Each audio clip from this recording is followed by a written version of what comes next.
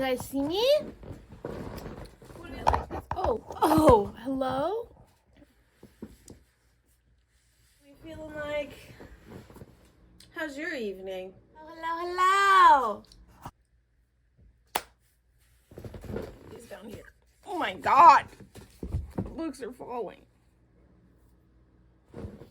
Do I like this angle? Hey book besties, welcome back to my YouTube channel. Today we are going to be doing a mid-year book tag. I have a couple books set aside. I have read books on Kindle, and I have the questions here on my pieces of paper. But basically, if you guys have not heard, it's been circling around for a while, so maybe you have. But if you haven't, it is a couple of questions that I have written down, and I'm going to answer them and give you guys my honest opinions, thoughts, feelings, so on and so forth. Okay, so our first question is best book you have read in 2025. I will personally say the best book I have read in 2025 is The Wedding People. This book right here was a pickup that I got from a bookstore locally in Seattle, Washington, and I've heard wonderful things about this book. I've heard magnificent things, and it was a book that I just was drawn to the cover, and then once I read it, it was beautiful. It was a masterpiece. It was one of those books that like changed my life, and I'm 23 years old, and I truly believe, I tell all my friends this, but if you are in your 20s, like, I recommend reading this book, just because it's a good character development book. You learn a lot about the character that is going through this experience that she has, but it's a wonderful book to like sit down, reflect, and yeah, really think about what you want in your life and who you want to be, the person that you are outwardly projecting, and I absolutely love it. Next on the list is worst book you've read so far in 2025. Worst book, so I love this author. I love every other book that she has written. I just could not get behind The Striker. I picked up The Striker by Ana Huang, and reading this book, I was cringing mostly through this book. And I have even my tab still here. I got to page 226 and I DNF'd it. I just was cringing. I didn't love Aster Donovan as a main character. I think I only love him as a side character. And just the like whole idea of it being like around soccer just rubbed me the wrong way. I don't like watching movies about soccer. I don't like watching, I rarely watch games of soccer, and to read a book about soccer just wasn't my favorite thing. Next is best sequel you've read so far in 2025. Onyx Storm! Yes! So I still think about this book to this day, but I can see where Rebecca is going with this and why she is kind of prolonging this experience that we're having. I thoroughly enjoyed this book. I love that we were in different areas throughout the story. I loved the ending, the cliffhanger. Always gets me. And I love the tidbit where Zayden makes a guest appearance closer to the end of this book. And to see, one of the biggest things that I love about this book is to see the growth and to think about the growth of who, what's her name? Violet was in the beginning of the series to where she is now. Magnificent. I love Violet, and I would take a bullet for Violet. So yeah.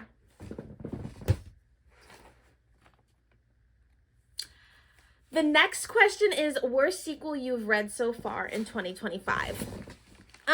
Sky Shade. So I picked up the Lightlark series by Alex Aster, and I thoroughly enjoyed Lightlark. I thoroughly enjoyed Nightbane. Sky Shade, though, I was having a hard time. And the biggest thing I would say I was having a hard time with was the back and forth of the female main character. I forgot her name. The female main character, though, and her saying, like, I love both Grimm and Oro. And I just, like, literally, it felt like every single second that was said, like, it had to be said. And as a reader, I personally feel like once you connect with the characters, that is something that you will know, and like you don't have to keep repeating it. Personally, I'm over the back and forth. I'm a grim girl. I That should say a lot about me and who I am, but the back and forth just it feels repetitive and it feels outplayed and outdrawn in this series. So yeah. The next question is new releases you haven't read yet but want to. So I don't have the physical copies of those books, but I have 3 here. But Till Summer Do Us Part, It's a Love Story, and Conditions of Will. So Till Summer Do Us Part and It's a Love Story, those recently came out, I want to say early June. And I just haven't gotten around to them because I've been reading everything else under the sun. And I really, really want to. I think it would be a good summary book, and I'm going to Hawaii very soon, and I think it would be a perfect time to pick up those books. During that time, just being on a beach by the water, I think it would be perfect. And Conditions of Will, I want to get into Jessa Hastings so badly.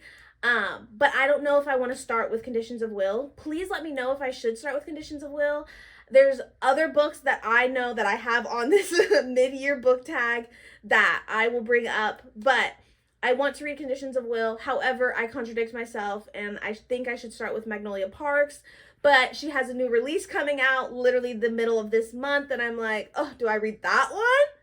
Like, what? Where do I go? What do I do? You know? So, yeah. Next question is most anticipated release for the second half of the year. I am so excited for this book. Drum roll please. Brimstone by Callie Hart. I loved Quicksilver. I loved Quicksilver with all my heart and everything that I have in my body. Anyway, so I picked up Quicksilver.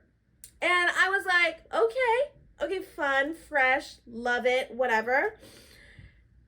I ate that book up. I was addicted. And Kingfisher, oh my, bruh. Oh my. So, I'm excited for Brimstone. I have so many questions, and I still think about that ending to this day. Like, that last 100 pages of that book, if you guys haven't read Quicksilver, recommend, because the plot twist at the last 100 pages, crazy. Because there was one character throughout the whole book, and like I kept thinking, I was like, why are you here? Like, what's your significance? And then that last 100 pages, complete sense. When I tell you my jaw was on the ground, I was shook. So I'm excited for Brimstone. It comes out November, I believe, of 2025. So I will be running to Barnes & Nobles to pick that up. The next question is biggest surprise of the year. So recently this year, I picked up dark romance, and I never thought I would be a person that loves dark romance, but the tension, the yearning, the angst, the intensity of those books really shook me, and I would say that was the biggest surprise. Preferably Rina Kent, and that's where I thought I would start. I started with Beautiful Venom. That recently came out in 2025, and I started with that one, and then I was addicted to her writing style and how she described things and how she took these females and like how they saw the world. So then I shortly after picked up Legacy of Gods. I'm in the middle of Legacy of Gods right now. God of Wrath is my favorite, and then shortly after is God of Pain. So I'm in the middle of that. I love every single one of them. They all have a special place in my heart. So yeah. The next question is favorite new author. My favorite new authors is Ali Hazelwood. And if you guys have not seen my other YouTube video where I do a reading vlog of Problematic Summer, go check it out. Super good. But I picked up, this was my first Ali Hazelwood book that I picked up that I absolutely ate and I loved, and I want to pick up all of her other books immediately because I just love her writing style. I love that there's questions throughout the story. She places them. Pacing is very wonderful. Placing where you get released little tidbits, beautiful, magnificent. So yeah, thoroughly enjoy Allie Hazelwood, and I get why you guys praise the ground she walks on, because she is a magnificent author. Then, I have not read this book, but it is gorgeous. Look at these sprayed edges. Look at these sprayed edges. But Emily Henry is another one of my new favorite authors. I want to read this book. Like I said, I want to be on a beach. I want to hear the ocean in the background while I read this book, so I might bring it to Hawaii. But Emily Henry, I just finished up Funny Story by her, and I thoroughly enjoyed it. I loved it. So I'm very, very excited. The next question is newest fictional crush. So early on this year, I want to say in May, I picked up the Windy City series. I loved everybody in the Windy City series. I thought Malachi was going to be my newest fictional crush.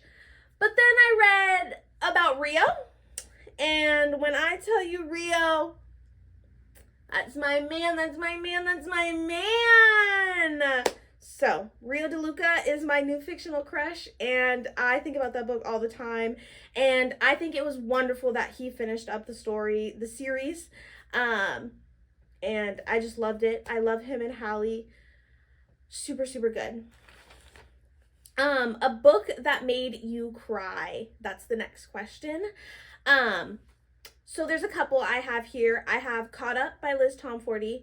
Bawled my eyes out, because let me tell you, throughout the whole book, you know that Miller is going to leave. But when Miller actually left, I bawled my eyes out. I couldn't flip the page because I was like, wait, why did she actually leave? Like, why is she gone? You know, like, I'm like, your family, you know, but so I was really going through it and Caught Up. Then the next book, this book has been out for a while, but I recently picked up Say You Swear. And that book wrecked me. 7 Different Ways to Sunday. I stared at the wall. I couldn't fathom a life without Ari and Noah. Like, what they went through. Oh boy. That bring down my mood just thinking about it. Then the next one is God of Pain. Cretan, I have a special place for Cretan. I would take a bullet for Cretan. And before I even got into God of Pain, I was infatuated with Cretan as a character because he doesn't speak all the time. And so to be in his mind and really understand who he is as a character changed my perspective of who he was. And I absolutely loved it. I love God of Pain. The next question is a book that made you happy. First off, we'll talk about the first one. I just finished reading it recently, but Power Play in the DC Stars series. Love it.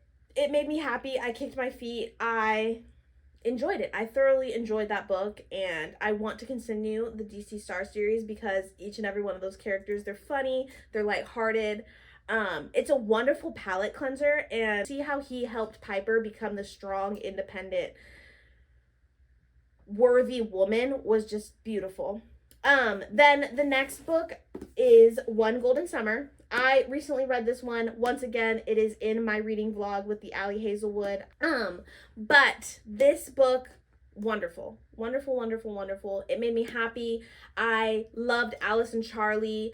I just love the whole dynamic, and throughout the whole book, like how descriptive she is, I felt like I was at the lake with them, and it just made me happy. It brought my mood up. Like there was sad parts, yes, but through it all, like these characters were happy, which made me happy, and I really picked that up when I was reading the book, so I loved it. Then we have 2 more questions, but the next question is most beautiful book you bought so far this year or received. The most beautiful book I bought or received, this is my first limited edition, but it is Lightlark. And I wanted to treat myself, but I just think it's so beautiful. Like, can we take a moment for the book? It's beautiful. Like, I absolutely love it. And the little casing. Gorgina.